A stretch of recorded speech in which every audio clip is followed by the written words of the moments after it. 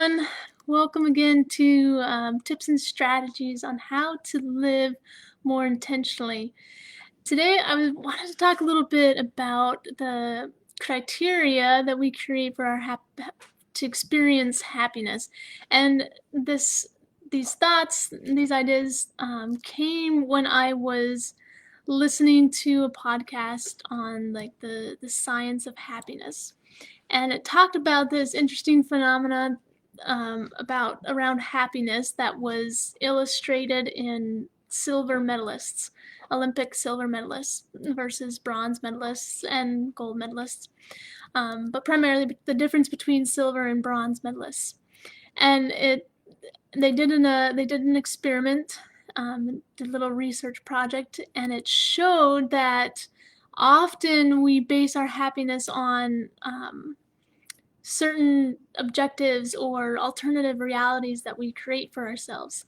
So in this research that they did, they took footage of the 1992 Summer Olympics in Barcelona, Spain, and they recorded not only the medal ceremonies, but also they recorded the athletes right at the end of the competition. You know, right at that moment when they crossed the finish line, or knew the this who had won.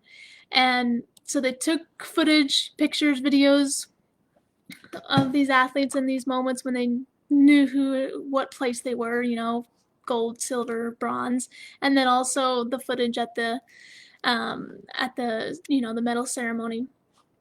And then they had people analyze this footage and the faces of the athletes, and they were asked to rate the happiness displayed by each of these medalists and their expressions and whatnot on a 10-point scale. So 1 being that they were expressing complete agony, and 10 being that they were showing in their emotions, complete ecstasy.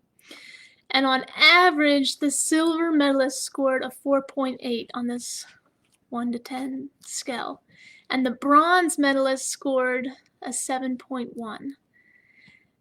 Isn't that interesting? So the third place winner, the bronze medalist, scored a 7 on this 10-point scale, being much happier than the silver medalist, who scored a 4.8. And so in this podcast that I was listening to, they went on to describe, why this is, because, in the silver medalist mind, they've created this alternative reality for themselves that they could have been the gold medalist. They were that close. They were 1 away. And that was what they had hoped for all along, right? Was to win the gold. And now they've lost the gold. So instead of their reality being, wow, I'm second place, I'm the second best whatever in the whole world, they're thinking, I was 1 away from being the best. So I'm the worst, or I failed.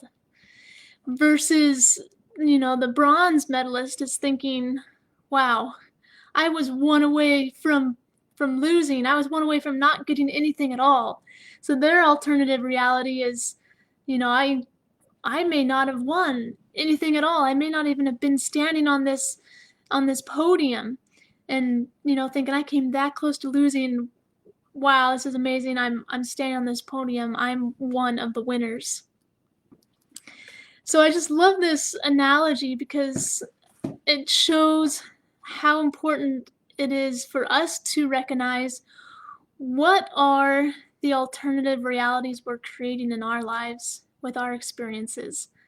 What are you experiencing thinking, well, it could have been this, or what if I had done this, or I wish it would be like this.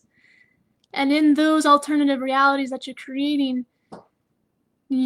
creating more sadness and unhappiness in your life, because that alternative reality that you're creating is much greater than what you're experiencing, versus having an alternative reality where you recognize, wow, I've come so far. I've made so much progress. I'm so blessed. Look, I could have not achieved this, or I could not have this, or it could have been so much worse. You know, so you kind of see the difference there where, our situation is the same, but depending on the alternative reality that we create for ourselves in the what if scenarios, we can either create unhappiness and dissatisfaction, or we can create happiness and fulfillment in our life.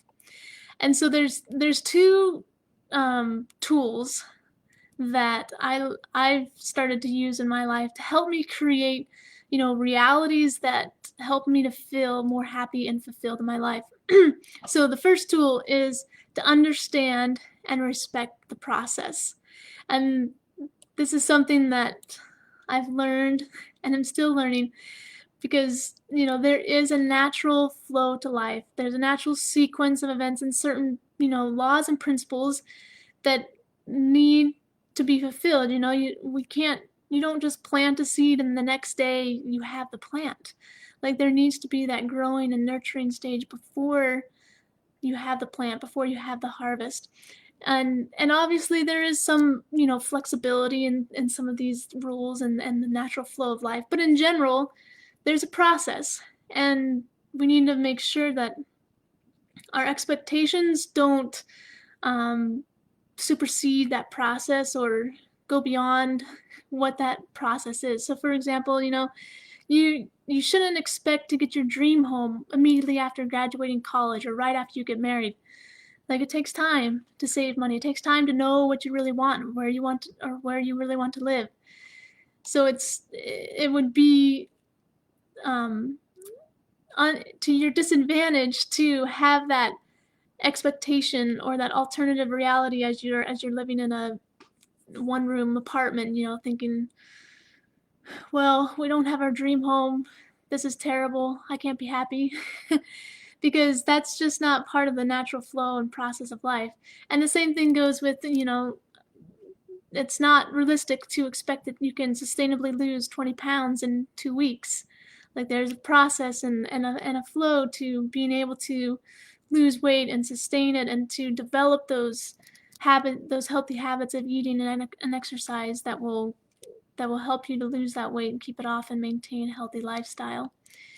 And same thing applies to developing our talents. Even after working on something religiously for a year, even, you can't expect to be the best. And so with this first tool of understanding and respecting the process is to, be realistic in your expectations and be patient in your expectations. I think, I'm definitely guilty of this, where I have high expectations and high goals for myself. I want to achieve a lot, and I can fall into that trap of expecting more from myself than is realistic for the stage that I'm in, if that makes sense. And this tool isn't about lowering our standards or lowering our expectations, but just to realize, like, okay, I can have this goal of having a dream home, or I can have this goal of losing 20 pounds, but I shouldn't expect to have it by next week. Like, there is a time frame that I need to follow, and a series of events that needs to occur before I can achieve that goal, and just to be understanding and realistic in that, in setting those expectations, and just trusting the flow of life. Like, things will occur in their proper time frame, and if we keep working towards something diligently, then they will happen, and we don't need to get upset or dissatisfied with ourselves because it's taking longer than we expected. The second tool to be able to create more of a reality in our life that fosters happiness and fulfillment is to be grateful. Because I think it is helpful to look at your reality, your current reality, and think, it could be worse, so I'm going to be grateful for what I have. It is helpful in some situations to look at that, but I think it's better to look at it in just the sense of just being grateful. Because there's so much in life that we can be grateful for. instead of looking, at everything that we don't have yet or that we wish we had, to just acknowledge how much we do have, even down to the simplest things. And to also acknowledge and be grateful for what things have gone right for us. Because, yeah, I mean, things aren't going to go perfect. Our days aren't going to go perfectly smoothly, and we are going to mess up and make mistakes and have to start over. And even when we're, trying to do everything right and pursuing our goals, things just aren't always going to go 100% right. But if we cultivate that spirit of gratitude, if we can condition our minds to see what we can be grateful for, recognize those things that we have done right or that we do have, and what we are learning and growing and developing in this process, then we're going to be much more happy than if we're, creating alternative realities of wishing we had more, or not appreciating where we are, or just never thinking that we're enough. So these are the two tools that I challenge you to try and implement this week in order to create a reality that will foster happiness and fulfillment in your life. So first, understand and respect the process. Be patient and realistic in your expectations. And then second, be grateful. Cultivate that spirit of gratitude in your life, and you will start to recognize that you do feel more happiness, more fulfillment in what is going on in your life. So I hope you have a fantastic day and that you are able to start living more intentionally every day.